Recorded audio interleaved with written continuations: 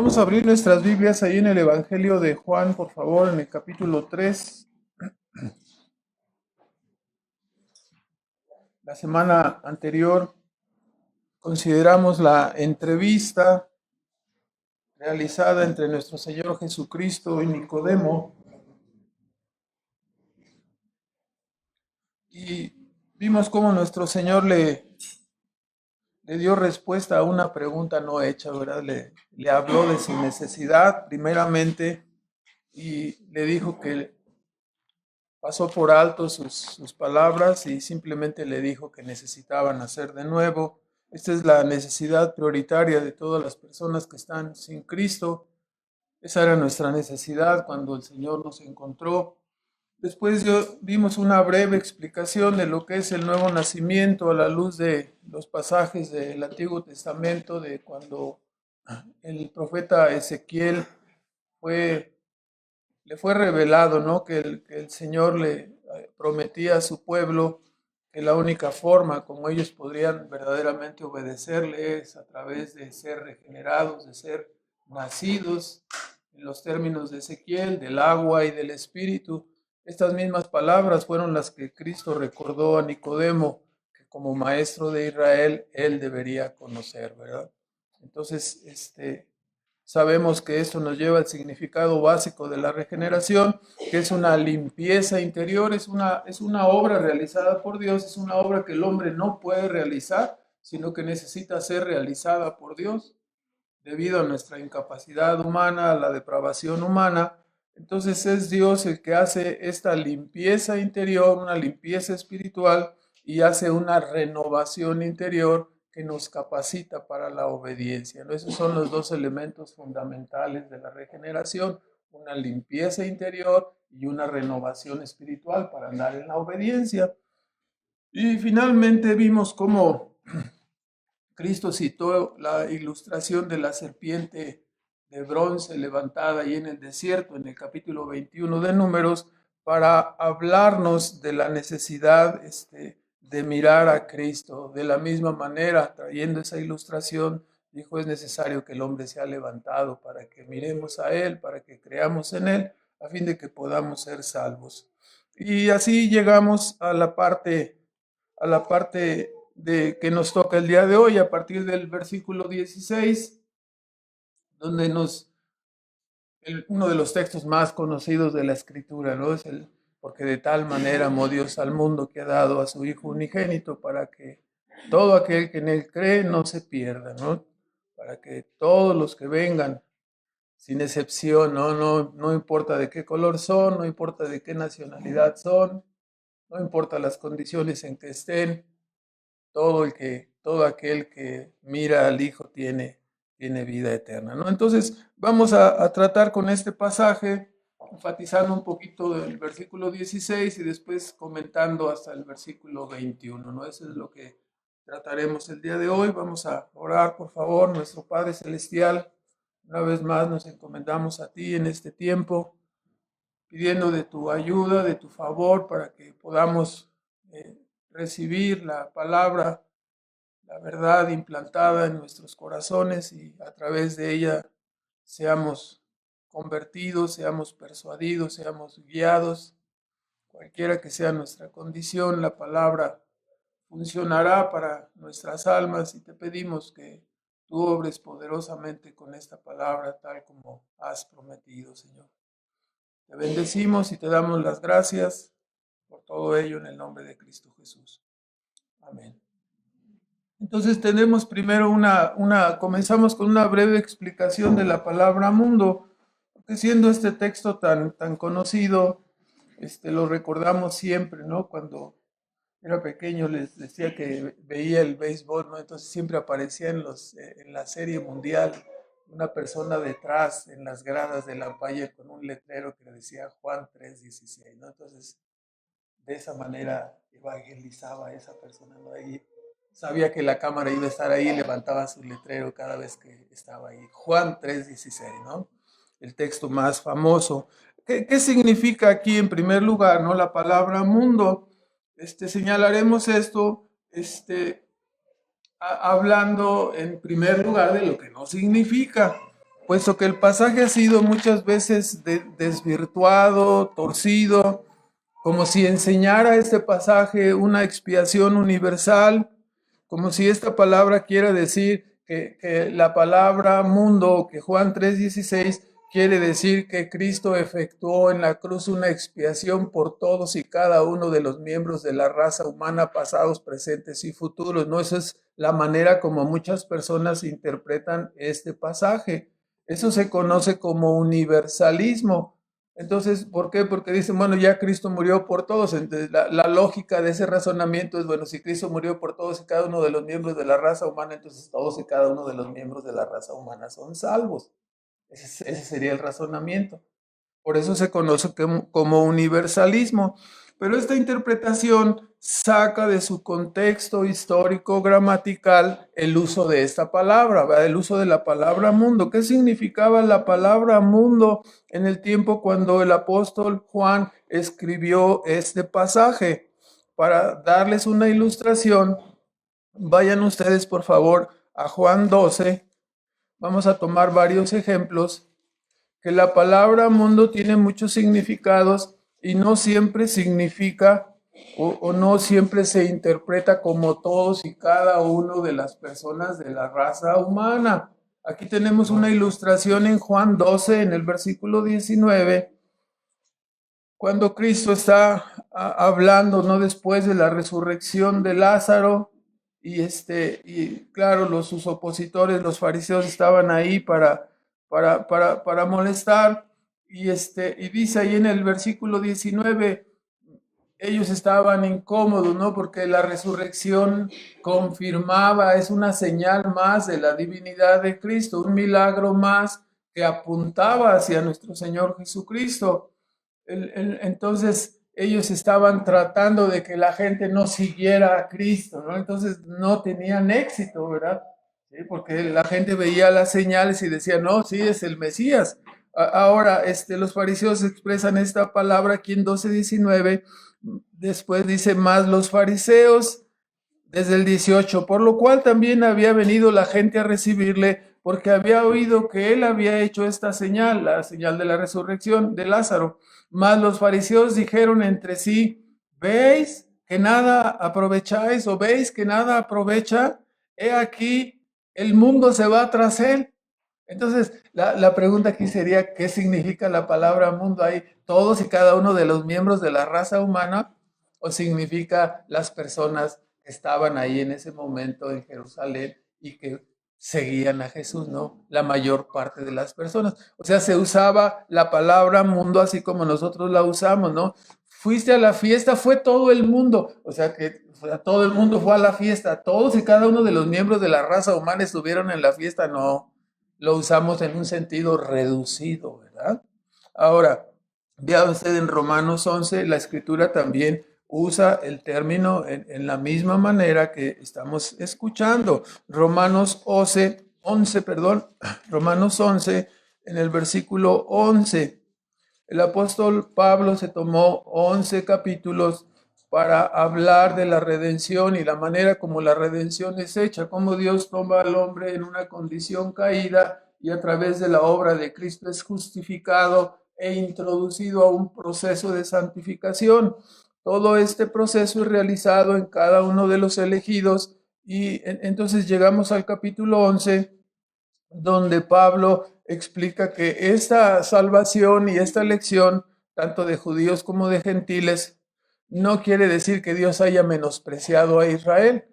Y cuando está explicando estas cosas en capítulo 11, versículo 11, dice, digo pues, han tropezado Israel para que cayesen, es decir, Israel tropezó para ser rechazado definitivamente por Dios, y la respuesta es, en ninguna manera, mas por el tropiezo de ellos, por el tropiezo de Israel, vino la salvación o la salud a los gentiles, para que fuesen provocados a celos, para que los israelitas fueran provocados a celos. Y si la falta de ellos, vean las palabras, la falta de Israel significa, ¿no? Es la riqueza del mundo y el menosprecio de ellos, de Israel, la riqueza de los gentiles, cuánto más el henchimiento de ellos o el llamamiento de los israelitas. Lo que quiero que notemos ahorita, no estamos tocando el tema de Israel, estamos tocando la frase paralela que aparece en el versículo 12. ¿Cuál frase paralela? ¿Sí? La riqueza del mundo o la riqueza de los gentiles. O sea, la palabra mundo es usada en una forma equivalente con cuál o en una forma sinónima con la palabra gentiles. Entonces, esto es lo que quiere decir la palabra en este contexto del Nuevo Testamento. Una ilustración más en Hechos 11 nos deja ver que cuando Cristo estaba diciendo en el capítulo 11 de Hechos, cuando Cristo se refiere de tal manera amó Dios al mundo, sí, ya ven que sobre todo hay controversia, a veces no quisiera comentarlo, pero a veces se hace necesario. Hay grandes discusiones sobre si en este pasaje el que está hablando es Cristo o el que está hablando es Juan el apóstol.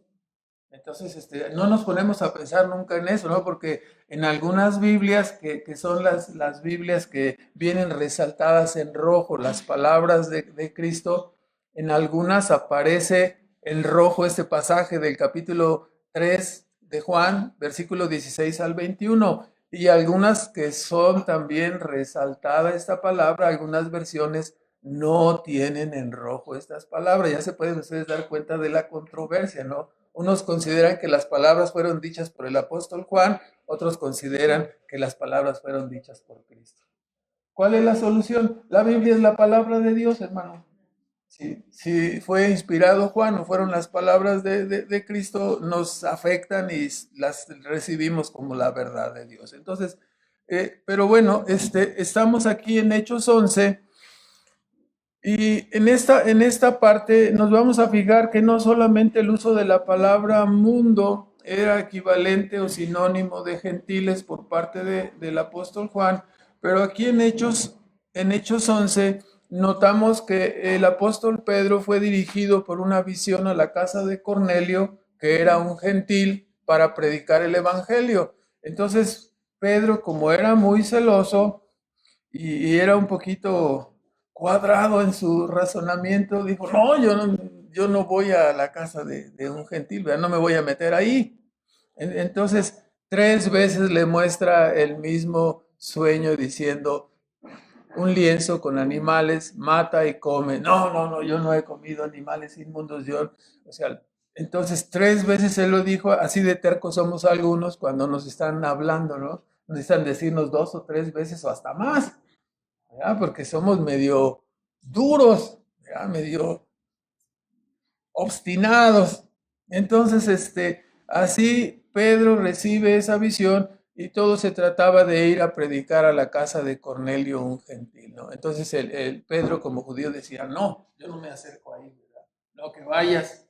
Entonces ya fue. Y entonces cuando fue, el Espíritu Santo dice, cayó sobre los gentiles como sobre los israelitas al principio, ahí en el libro de Hechos, ¿no? En el capítulo 2. Y el pasaje que quiero que vean es 11:18, porque cuando Pedro estaba rindiendo su informe de estos acontecimientos a los demás apóstoles, dice en el versículo 18 que ellos cuando lo oyeron, dice, callaron. O sea, fuiste a la casa de los gentiles, cayó el Espíritu Santo, dice, callaron. Y dice, y glorificaron a Dios, diciendo, de manera que también a los gentiles ha dado Dios arrepentimiento para vida.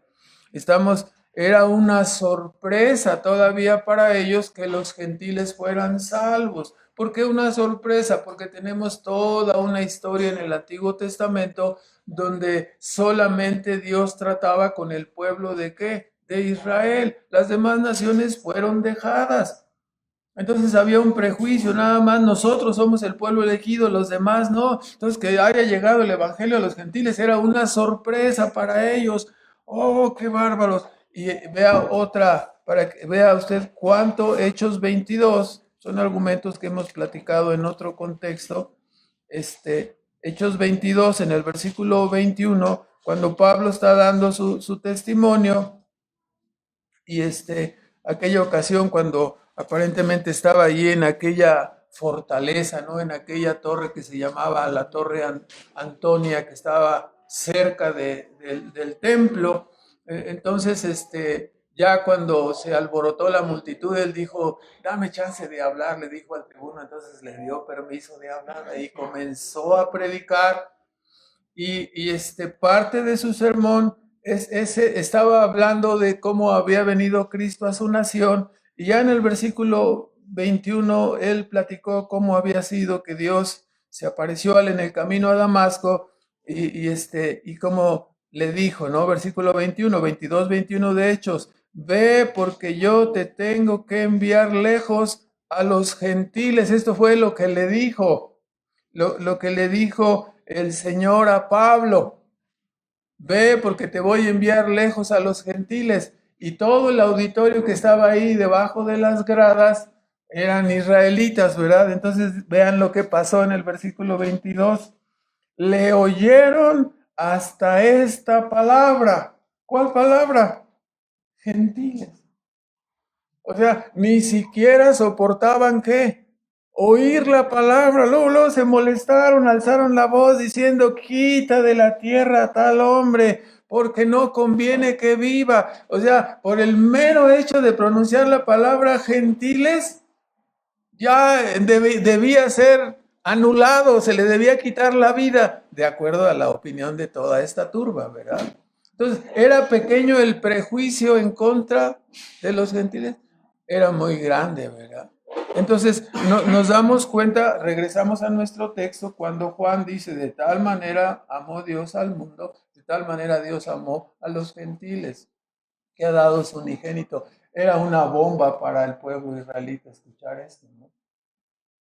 Por sus prejuicios, y no se refería a todos y cada uno de los miembros de la raza humana, se refería a que el sacrificio de Cristo traería beneficio no solamente a los judíos, sino a personas como los gentiles, ¿no? A judíos y gentiles. Eso es lo que nos está diciendo aquí. Ahora, si ustedes, un dato curioso para corroborar esta interpretación, si ustedes revisan el Evangelio de Juan, resulta que no usa la palabra gentiles en todo su Evangelio. Es algo curioso, ¿verdad? ¿Cuál es la palabra que intercambia? Mundo. ¿Me explico? Entonces ya usted puede centrar la interpretación de este pasaje. Por lo tanto, no estaremos fuera de la razón al afirmar que el texto de Juan 3:16, de tal manera amó Dios al mundo, no enseña una expiación universal, más bien enseña que la salvación de Cristo incluye no solo a la nación judía, como era típico en el Antiguo Testamento, sino que también incluye a los gentiles, y por eso usó esa palabra allí, mundo, ¿sí? Quienes en otro tiempo los gentiles no fueron llamados, pero que ahora, dijo el apóstol Pablo, son también conciudadanos, herederos de la promesa de salvación. O sea, no son apestosos, no, son también herederos de la promesa, ¿verdad? O sea, para los gentiles era, fúchila, como que también la promesa para los judíos era algo feo, ¿no? ¿Van a entrar los gentiles también? O sea, eran medio racistas, ¿verdad? En términos. Había cierta discriminación, bastante fuerte la discriminación. ¿Hacia quién? Hacia las demás naciones. Solamente eran ellos los favoritos de Dios, las demás naciones no eran discriminadas. Si alguno piensa, no, el pueblo de Dios no puede haber discriminaciones. No, sí hay discriminación. Aquí lo tenemos el ejemplo, ¿no? No querían para nada a los gentiles. A veces los quieren pintar a los israelitas como si fueran el prototipo de un creyente. No, ya eran discriminadores, ¿sí? Y no querían la salvación para nadie más, nada más para quién, para ellos. O sea, puro ego, así nada más nosotros, los demás nada, pero se van a perder, ten compasión de ellos. No los queremos. Úchila. Hasta esta palabra le oyeron, la acabamos de leer, ¿no? Bueno, entonces el apóstol Juan en el Apocalipsis capítulo 5 versículo 9, que es un versículo que entonamos un canto, nos dice ahí para cerrar esta interpretación, ¿no? Es como debemos ver la palabra mundo, debemos verla como dice aquí, estaban en el cielo y dice, y los ancianos que estaban ahí, los 24 ancianos representativos de las personas del Antiguo y del Nuevo Testamento, entonaban un himno. ¿Y qué decía ese himno? Decía que debíamos, que todas las personas estaban alabando ahí a Dios de todo linaje, de toda lengua, de todo pueblo y de toda nación. ¿Cuál palabra usaría usted para abarcar a todos estos? De todo el mundo. ¿Me explico? Entonces, así es como vemos la interpretación de esta palabra. Ahora, en segundo lugar, ese versículo también nos señala la causa o el motivo. En segundo lugar, el versículo nos señala la causa y el motivo por el cual Cristo vino a este mundo. Nos descubre el corazón de Dios diciéndonos cuál es el motivo.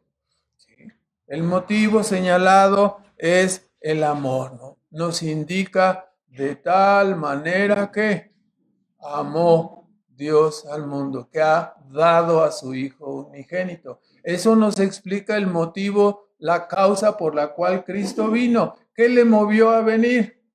El amor. Un amor infinito, un amor incondicional.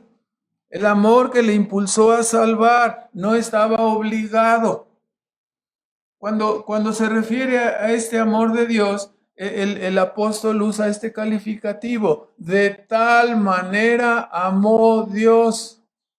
O sea, de tal manera nos está hablando, como dijera el apóstol Pablo más adelante, de la anchura, de la largura, de la profundidad y de la altura del amor de Cristo, que excede a todo conocimiento.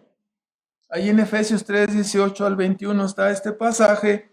Este es el mismo concepto, ¿no? Es de tal manera, es ancho, largo, profundo, alto. Infinito es el amor de Cristo que excede a todo conocimiento. Y debido a este amor, dice Pablo, nuestro Señor se hace digno de todo honor y de toda gloria, ¿no? Por amarnos de esta manera. Eso fue lo que le motivó. Esta de tal manera es como una forma de un superlativo que se refiere a la abundancia, a la vastedad, a la infinitud de este amor de Dios, de este amor divino.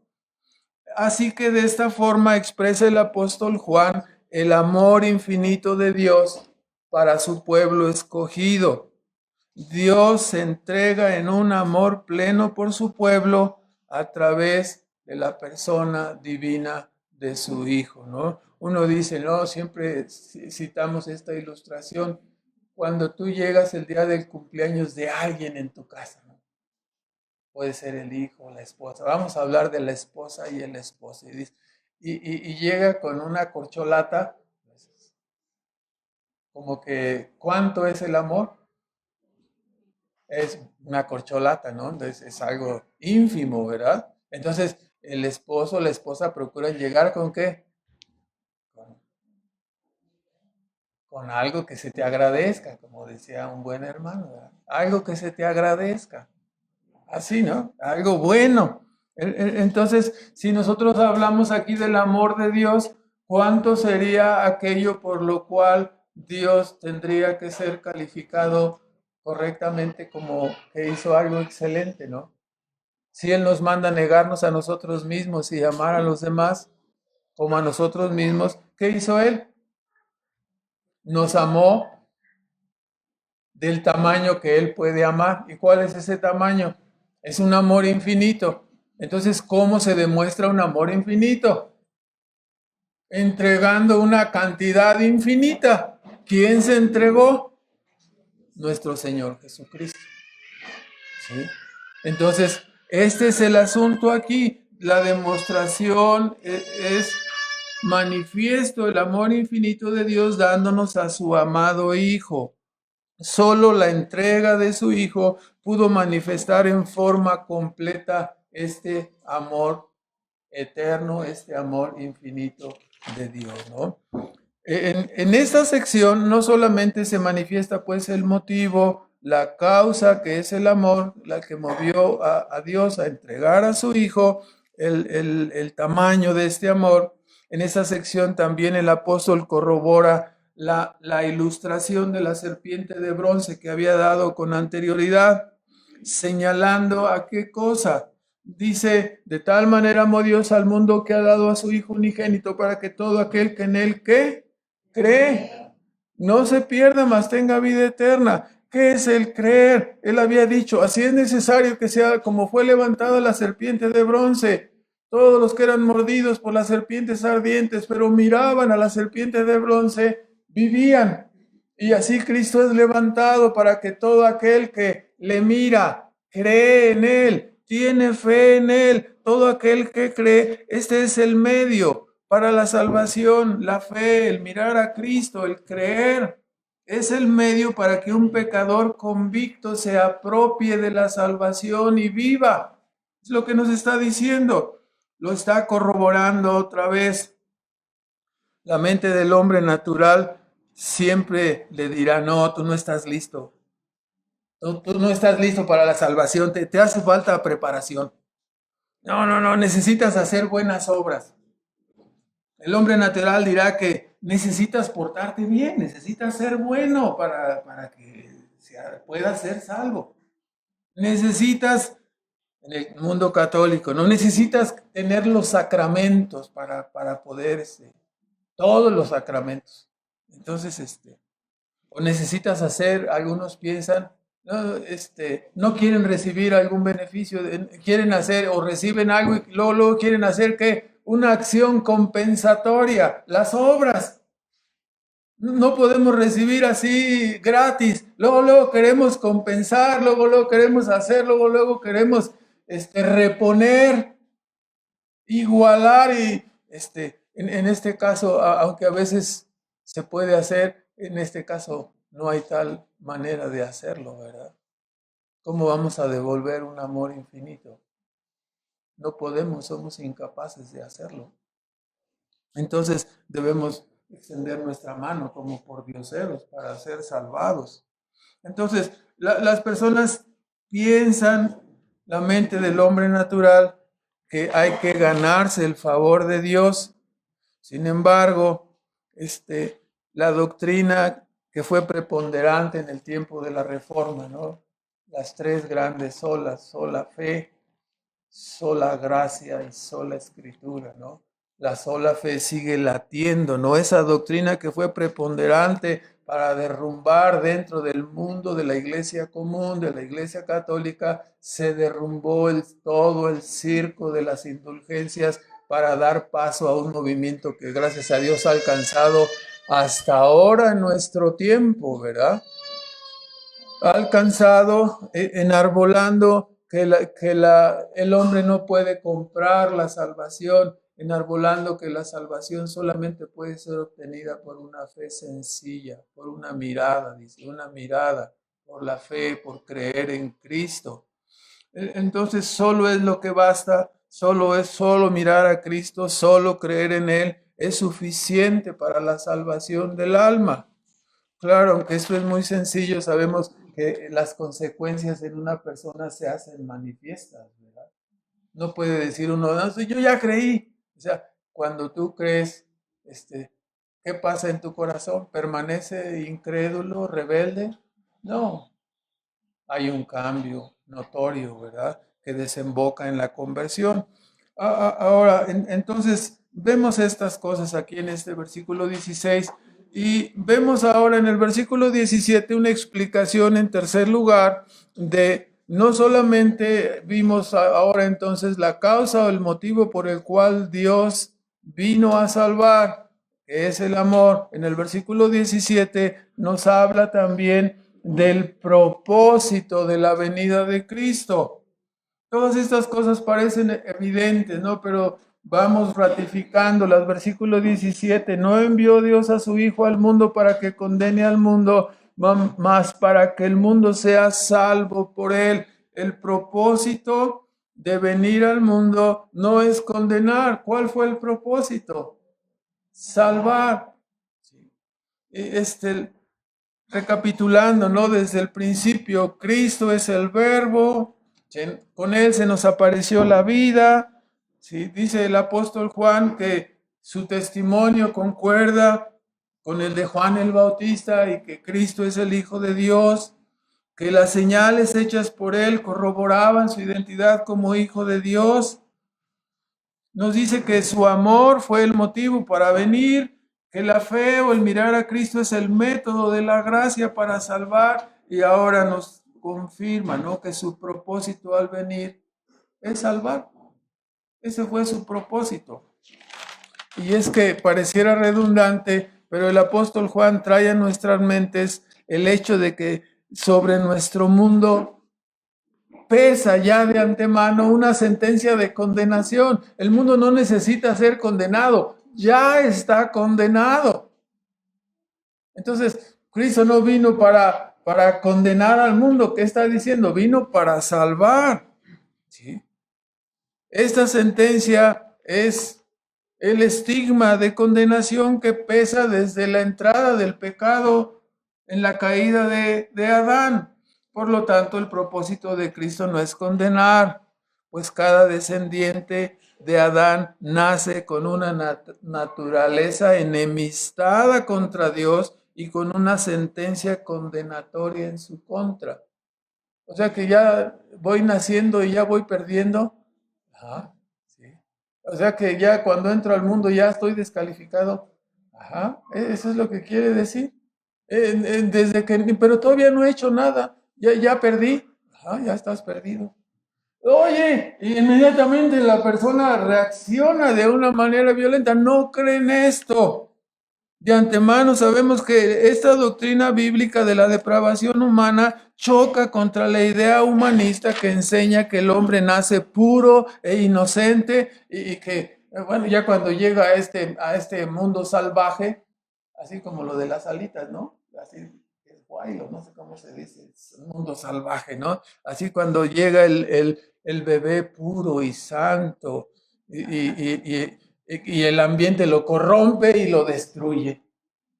Eso es lo que dicen algunos, ¿no? Sí, claro, aunque algunos dicen eso y son muchas personas filósofas, científicos, sabios según el mundo, pero ninguno de esos estaría dispuesto o ningún pensador serio diría que la víbora de cascabel se hace venenosa al nacer y entrar en contacto con este mundo. O sea que la víbora de cascabel nace limpia y santa y pura y ya cuando entra al mundo, ¡pum!, se hace venenosa. ¿Sí? Tampoco dirían que el león es un noble felino y que se hace feroz al entrar en contacto con una naturaleza adversa, ¿no?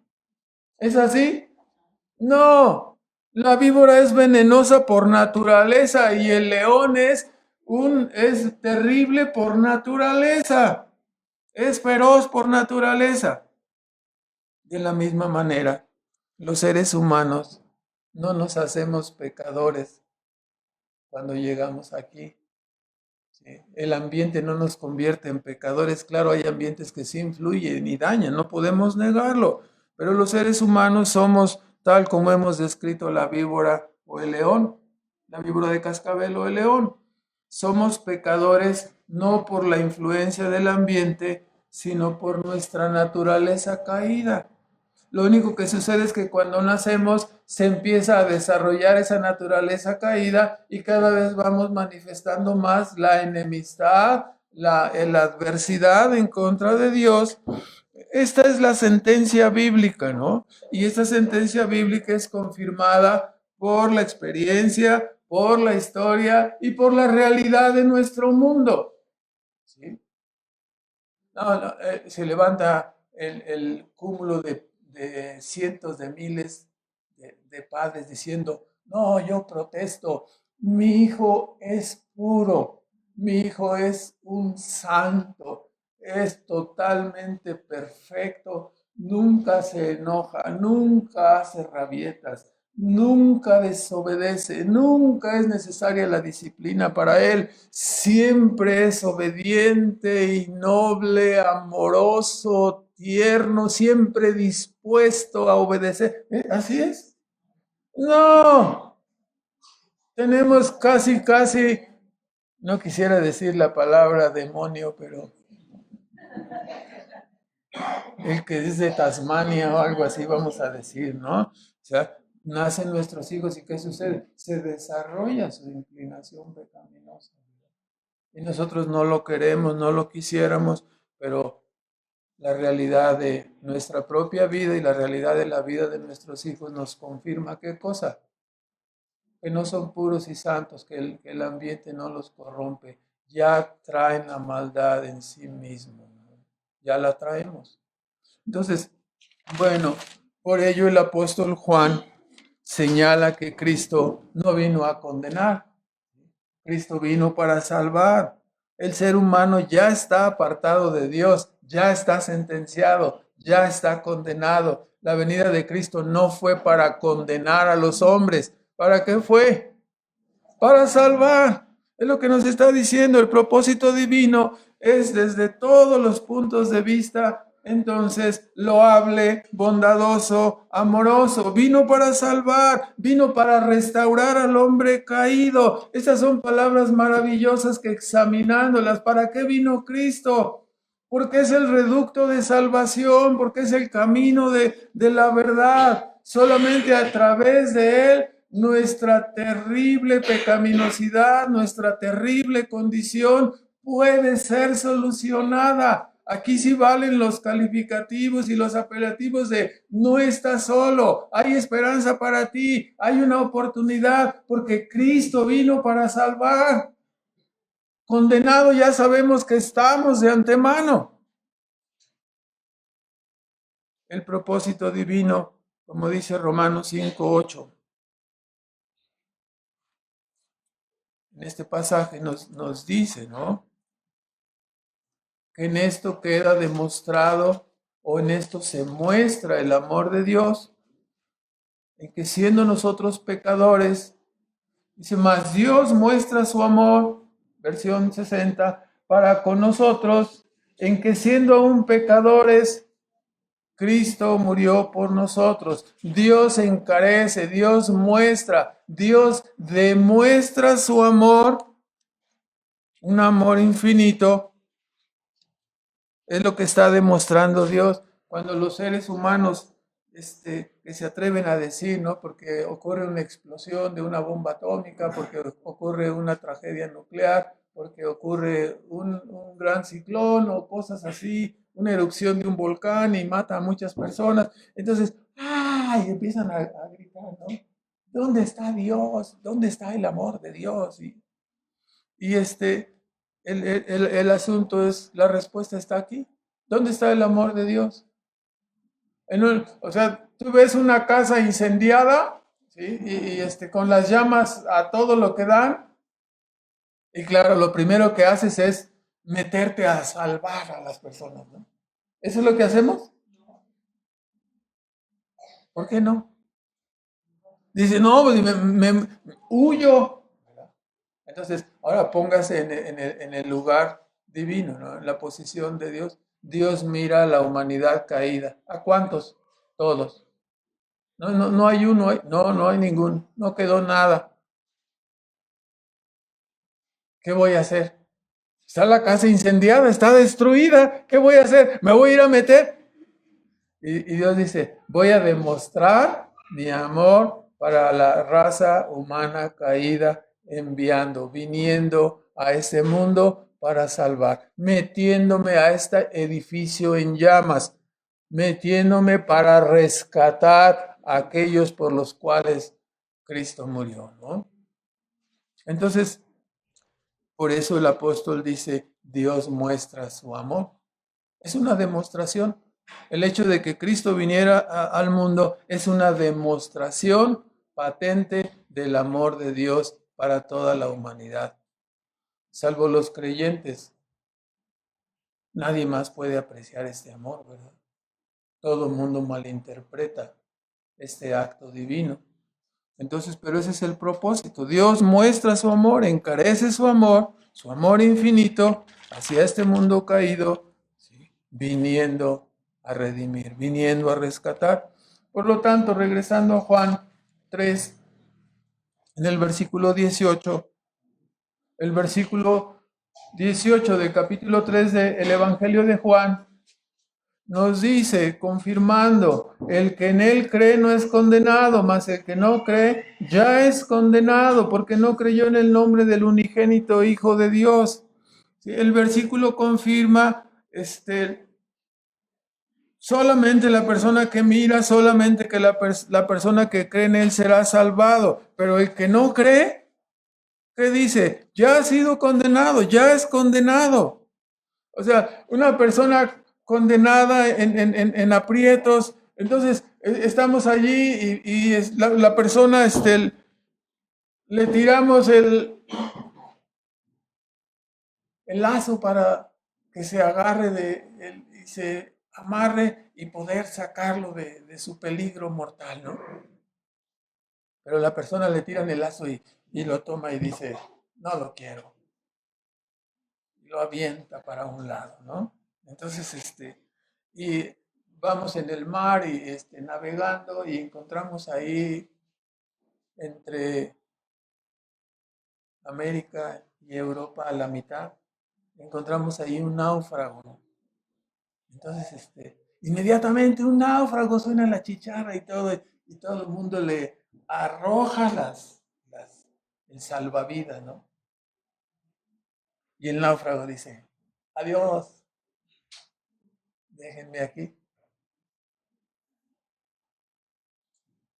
¿Qué pensaríamos nosotros? ¿Sí? Al rechazar el único camino de restauración y reconciliación con Dios, el hombre que ratifica su condenación ya no podrá salir de ese lugar. El destino eterno de la persona queda sellado. ¿Sí? Si la persona rechaza el salvavidas, rechaza el mecate para salir del hoyo o del abismo profundo, y no, aquí me quedo, déjenme aquí, yo puedo salir solo, voy a llegar nadando hasta México, aunque me toque entrar por el Golfo de México, no importa, ¿no? Se salta la Florida y llega por el otro lado, ¿no? Entonces, va a llegar nadando, no, hermano, se va a ahogar, ¿no? Pero rechazó el salvavidas, rechazó la cuerda que lo podía salvar, ¿no? La condición del hombre es así. Cuán trágico es, ¿no? Que el náufrago rechace la cuerda o el flotador que le trasladaría a la vida. Cuán trágico es que el pordiosero rechace por puro orgullo la mano de la misericordia. ¿Sí? Entonces, ¿acaso culparemos al bote salvavidas o a la mano de la misericordia por la perdición de esas personas? ¿Quién tuvo la culpa? ¿El del barco? ¿O tuvo la culpa el que le lanzó la cuerda? O sea, cuando la escritura nos dice, no, el Hijo del Hombre vino a salvar, ¿no? Pero los hombres no quieren venir a la luz. Sí, esto nos lleva a este punto. En la definición 3:19 al 21, hay una definición aquí de la condenación donde nuestro Señor usa la ilustración de la luz y de las tinieblas. Entonces, no podemos culpar a Dios de la condenación de los hombres, ¿no? No podemos culparlo a Él. ¿De quién es la culpa? No quieres venir a Cristo, no quieres venir a Dios, no quieres aceptar que Cristo es el único Salvador, que Él es la verdad, el camino, la vida. ¿Sí? No, no, no, no, yo voy a luchar solo. Te vas a ahogar en medio del Atlántico. Te vas a morir de hambre en ese abismo. No, no, no, yo me autoalimento. Se pierde el hombre, ¿no? Así es lo que vemos, ¿no? En cuarto lugar, Una definición de la condenación la encontramos aquí y Cristo usa la ilustración de la luz y de las tinieblas. Dice del 19 al 21, esta es la condenación, es una definición. La luz vino al mundo y los hombres amaron más las tinieblas que la luz porque sus obras eran malas, porque todo aquel que hace lo malo aborrece la luz y no viene a la luz para que sus obras o porque sus obras no sean redarguidas o confrontadas. Y de la misma manera el que obra verdad viene a la luz para que sus obras sean manifiestas que son hechas en Dios. Entonces, en esta última parte, en esta sección, queda respondida una de las preguntas más comunes con respecto a ¿por qué no vienen los pecadores a Cristo? Si es tan bueno el Evangelio, si son tan buenas sus promesas, ¿por qué los hombres no vienen? Y una de las respuestas preferidas está aquí en Ezequiel 18:25.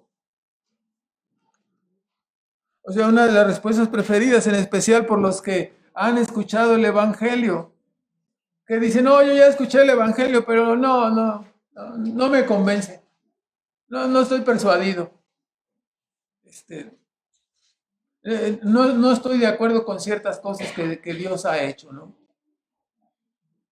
Y así, oye, pero es el Evangelio, es la salvación, es la oportunidad de tu vida. Yo prefiero vivir como yo deseo.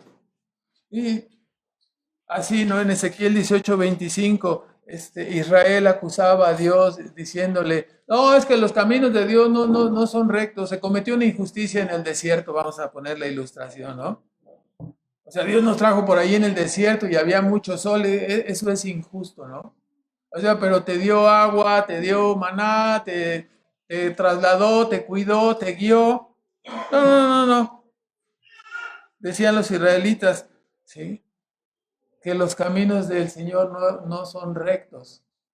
O sea, que estaban pensando, como muchos hoy en día, que tienen argumentos para discutir con Dios y demostrarle a Dios que Él no ha actuado bien en este mundo.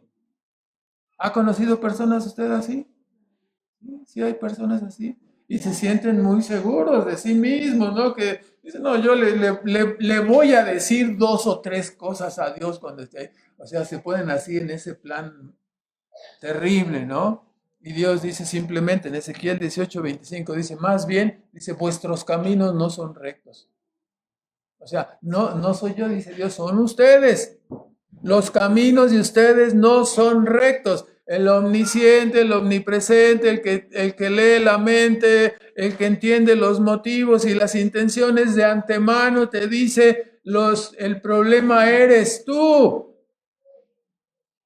No hay ningún problema en un Dios santo, justo, sabio. El problema eres tú. No son rectos tus caminos.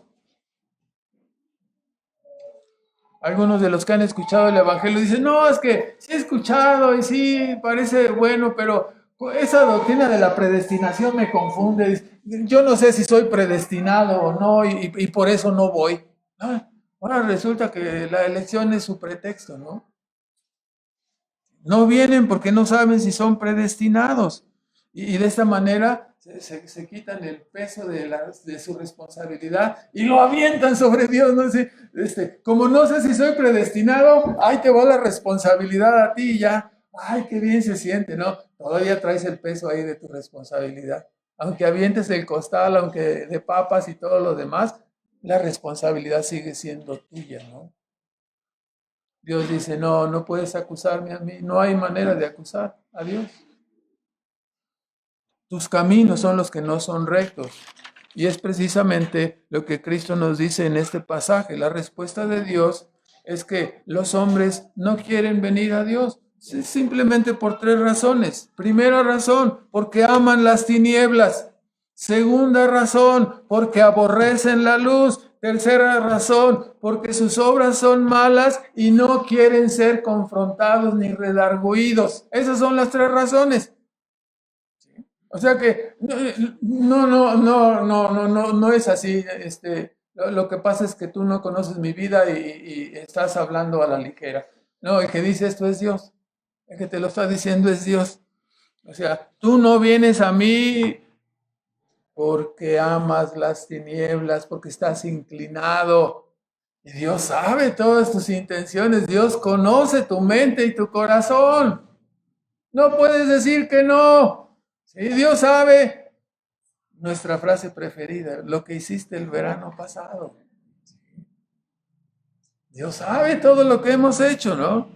Sabe que amas las tinieblas, sabe que te revolcaste ahí en el fango y te echaste un clavado en el lodazal. Sabe que tú no quieres venir porque quieres conservar tu imagen, ¿no? Así como le subes en el Face las fotos donde te ves guapa, donde te ves guapo, donde te ves joven, pero no subes esas cuando despiertas así. No, esas no las subes, ¿verdad? Dios conoce exactamente tu condición, ¿no? Entonces, tus obras son malas y tú no quieres venir. En realidad, has guardado bien la apariencia, ¿no? Y has logrado engañar a muchos. Pero Dios te lo dice directamente. ¿No vienes? Porque amas las tinieblas, porque te gusta el pecado, porque te gusta pecar, porque vives feliz allí, por eso no quieres venir. ¿Sí? Y no quieres que se descubra el montón de cosas que has hecho. No quieres que queden tapados. Quieres seguir conservando tu imagen, ¿no?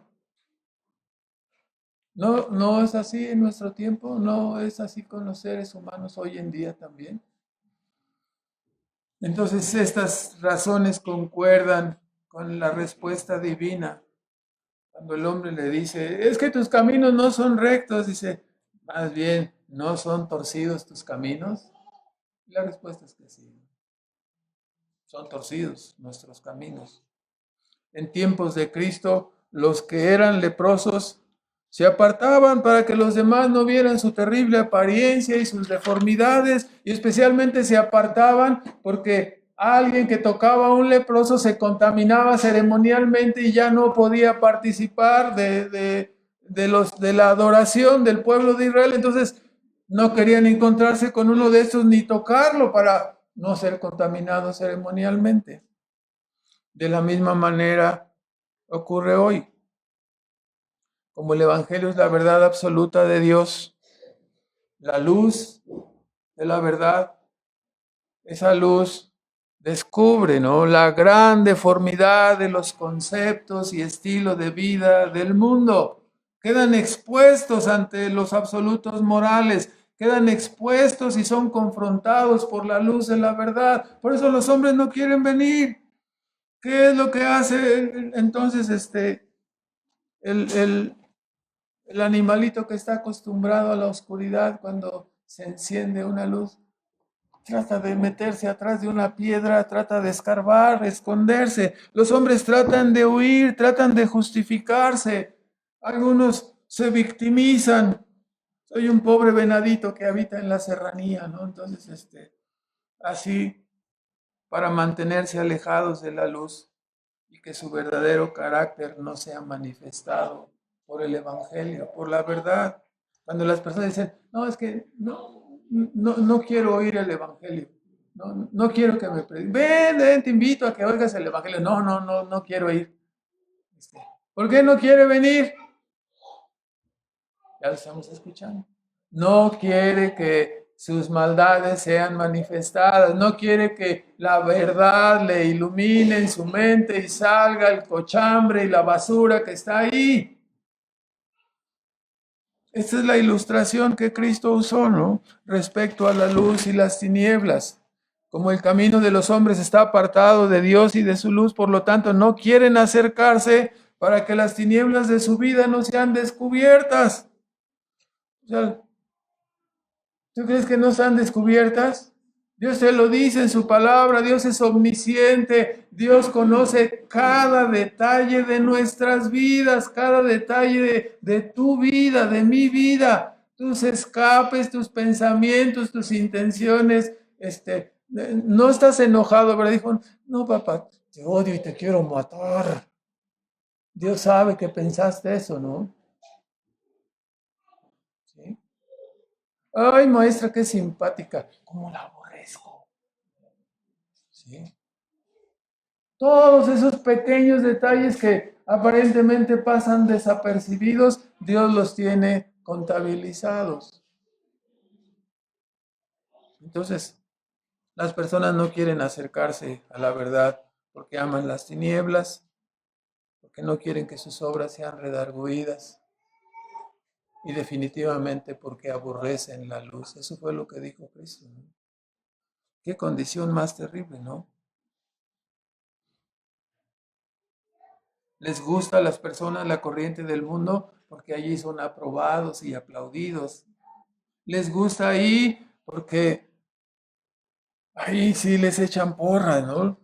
Pero cuando quedan expuestos a la luz, la realidad de su condición y su carácter, de la realidad de nuestra condición pecaminosa queda revelada, entonces se cae el teatro, se rompe la corona de Burger King que traíamos aquí, ¿verdad?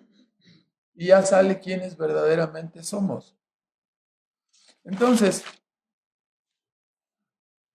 quienes han sido convictos de pecado y condenación y ya han venido a Cristo, ya no tienen temor de la luz. Nos alegramos, nos gozamos en la verdad, nos gozamos en Cristo. Entonces nos podemos dar cuenta cuán grande y terrible es el engaño de este mundo caído, ¿no? Que los hombres están persuadidos de amar más las tinieblas que la verdad, más las tinieblas que la luz. Están tan confundidos que a la vida de tinieblas y apartada de Dios le llaman libertad. Soy libre, hago lo que quiero, lo que se me antoja.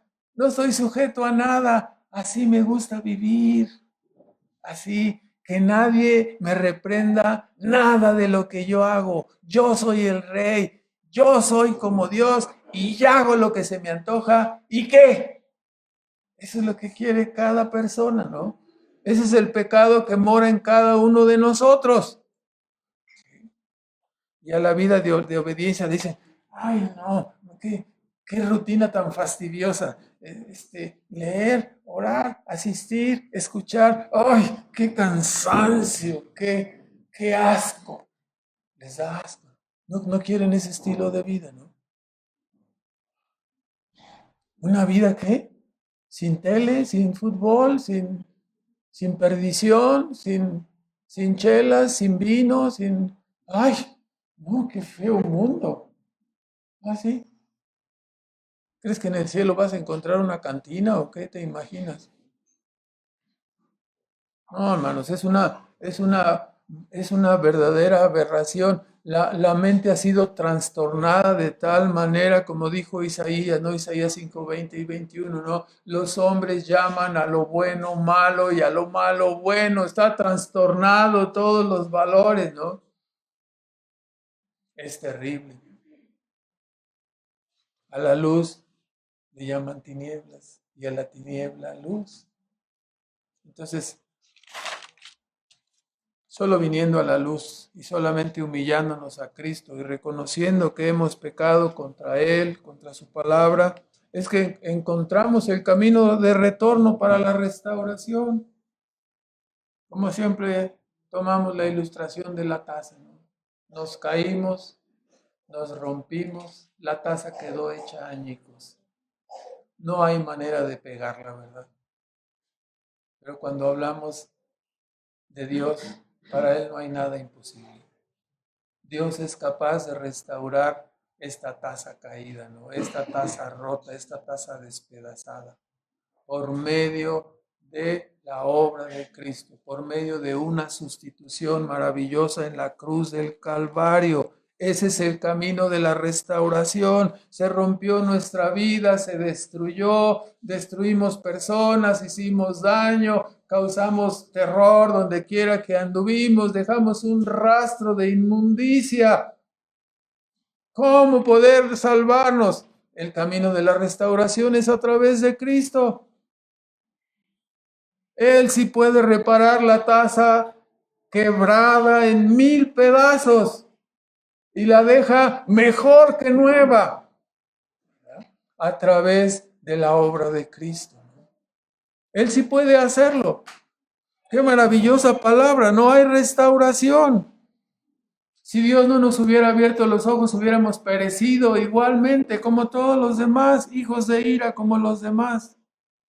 Pero a través de su evangelio nos libró del reino de las tinieblas y nos trajo su luz admirable, ¿no? Ahora terminamos con unos comentarios. En primer lugar, si reconocemos este gran amor de Dios que nos ha concedido a través de Cristo, entonces nuestras vidas deben llenarse de gratitud, de agradecimiento. Nuestras vidas deben estar llenas de una gran disposición para amar y servir a Dios y a nuestro prójimo. Y de la misma manera, así como nuestro Señor Jesucristo vino del cielo, tuvo disposición para venir, ¿verdad? Y nosotros que hemos sido regenerados, recreados a su semejanza, hemos de estar siempre dispuestos al perdón y la reconciliación. Ah, claro, yo siempre estoy dispuesto que vengan a mi casa. No, no. Usted tiene que bajar de su trono, usted tiene que venir al pecador, usted tiene que buscar al ofensor. Eso es lo que hizo Cristo, ¿no? No, pues me quedo en mi casa, sí, a todos los que ofendí, sí que vengan a mi casa y me pidan perdón, se me hinquen allá afuera y ya saldré, ¿no? Sí, cómo no. Si has sido regenerado, tu método de vida no es ese, ¿no? El método de vida es ir y tratar el asunto con la persona, ¿no? Es que no me quiero humillar. Se me hace que no tienes la misma naturaleza regenerada que dio Cristo, ¿no? A sus hijos. No, es que no quiero ir. ¿Qué estás siguiendo? ¿Al que es humilde? ¿Al que dejó el cielo? ¿Al que dejó su trono de gloria? No, hermano, no nos engañemos, ¿no? Hemos de estar siempre dispuestos a perdonar y a reconciliarnos, siendo nosotros los promotores del perdón, los anunciadores de la gracia, el ejemplo de lo que Cristo vino a hacer manifiesto en nosotros. En segundo lugar, somos llamados a dejar el espíritu crítico y juzgador. No he venido para condenar, dijo Cristo. No estamos para condenar. ¿He venido para qué? Para salvar. Entonces, si nosotros somos hijos de este gran Dios, hemos de estar dispuestos a qué? No, yo sí estoy dispuesto a juzgar, a criticar, a recortar a todo el que se atraviese, ¿no? No. El mundo está lleno de voluntarios para recortar y aplastar y todo lo demás, ¿no? ¿Qué debemos hacer entonces? Salvar, humillarnos. Ese es el camino. En tercer lugar, si el Señor se entregó por amor a nosotros, cada uno de sus hijos, recreados a su semejanza, ha de ser capaz de darse, de entregarse por sus hermanos, por su prójimo. Si no, de otra manera seríamos tachados como que, como dijo Cristo, ¿no? En el capítulo 23 de Mateo. Sí, los fariseos y los escribas se sientan y ordenan y usan la cátedra de Moisés, se sientan sobre esa palabra, la enseñan, pero están mal. ¿Por qué? Porque dicen y no hacen. Ese es el punto, ¿no? Si nosotros predicamos el Evangelio y el amor de Cristo, pero no somos capaces de hacer lo que decimos y predicamos, entonces, en cuarto lugar, dijo el apóstol Juan en su primera carta, si alguno está en luz, debe andar como él anduvo. Nuestra conducta refleja quiénes somos. Debemos cuestionarnos cuáles son los rasgos de nuestro andar en medio de nuestra familia, en medio de nuestro trabajo, en la escuela donde estamos. ¿Cuáles son los rasgos de nuestra conducta? Ah, no, este es mi tío el reconciliador, ¿no? Este es mi hermano el humilde. ¿sí? Este es mi primo, el que se inclina y se pone de tapete para que pasemos. ¿Así somos conocidos?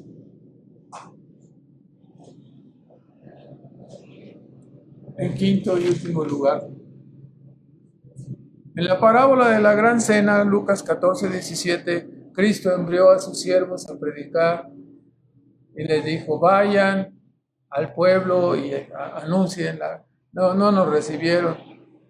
A los invitados, bueno, entonces si no vienen los invitados era el pueblo de Israel, ¿verdad? Entonces, vayan por los caminos e inviten a todos los que vayan ahí, ¿verdad? A los gentiles era, ¿no? Entonces, la frase que les dio Cristo es decir, vengan porque ya está todo preparado. Que vengan a la fiesta porque ya está todo preparado. Vengan a la salvación, vengan a la gran cena porque ya está todo preparado. Cristo lo ha hecho. No hay pretextos. Es muy sencillo. Está la serpiente de bronce levantada. Solo mira a Cristo. Solo cree en Cristo. No pongas pretextos, no los hay. Solo hay que mirar a Cristo. Hay que venir a Cristo. No importa tu edad, no importa tu condición. Hay que venir a Cristo. Si no quieres venir, ya no necesitas decirnos la razón, ya la sabemos.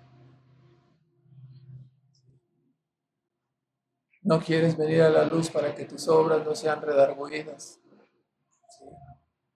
No quieres venir a Cristo para no ser reprendido, para no ser redargüido. Aborreces la luz. Ya lo sabemos, ¿por qué no quieres venir? Porque amas las tinieblas. No necesitas decírnoslo. La Escritura no lo dice. Entonces, hermanos, hay que venir a la luz. Ya todo está preparado. Que Dios nos ayude y continuaremos en la próxima semana. Oramos, por favor, nuestro Padre Celestial. Rogamos por tu ayuda, rogamos que tú apliques tu verdad en nuestras mentes, en nuestros corazones. Que nos ayudes para ser como tu Hijo Jesucristo. Que nos perdones de nuestras muchas maldades, nuestros muchos pecados, aun de aquellos que nos son ocultos.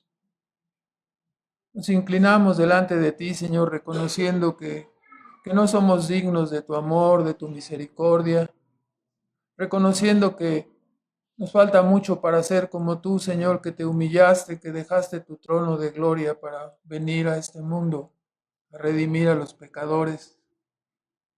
Ayúdanos, Señor, para que nosotros podamos dejar lo que a veces consideramos como nuestras importantísimas actividades, que no nos permiten amar a nuestro prójimo, que no nos permiten servir en tu causa y en tu reino. Perdónanos, Señor, y ayúdanos a ser creyentes genuinos.